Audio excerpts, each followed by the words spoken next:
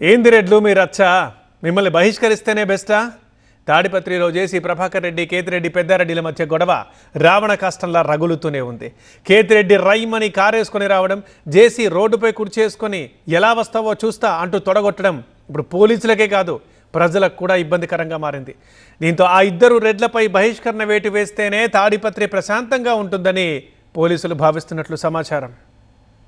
బహిష్కరణ, నగర బహిష్కరణ.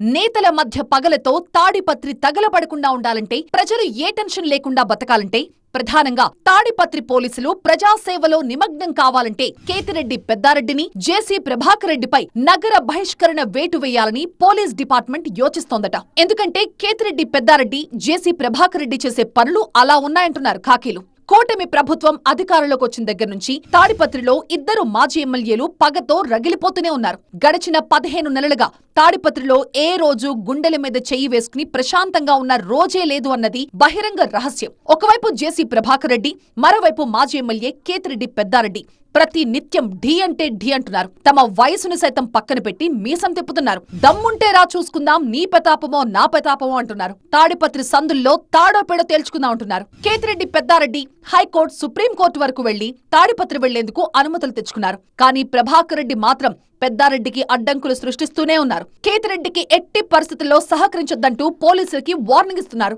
మరోవైపు కేతిరెడ్డి కూడా పోలీసులు జేసీ ప్రభాకర్ రెడ్డి చెప్పినట్టుగా వింటున్నారని కోర్టులకి ఫిర్యాదు చేశారు. ఇటు జేసీ ప్రభాకర్ రెడ్డేమో కేతిరెడ్డి తాడిపత్రిలో అడుగుపెట్టిన రోజుల్లా పోలీసులపై అంతెత్తును లేస్తున్నారు. కరవమంటే కప్పకు కోపం, విడవమంటే పాముకు కోపం. దీంతో ఏం చెయ్యాలో తెలియక ఖాకీలు క్యాపులు పట్టుకుంటున్నారు. పైగా ఇద్దరు మాజీ ఎమ్మెల్యేల గొడవ వల్ల పోలీసులు నిత్యం తాడిపత్రి రోడ్ల వెంట పరుగులు తీయాల్సొస్తోంది.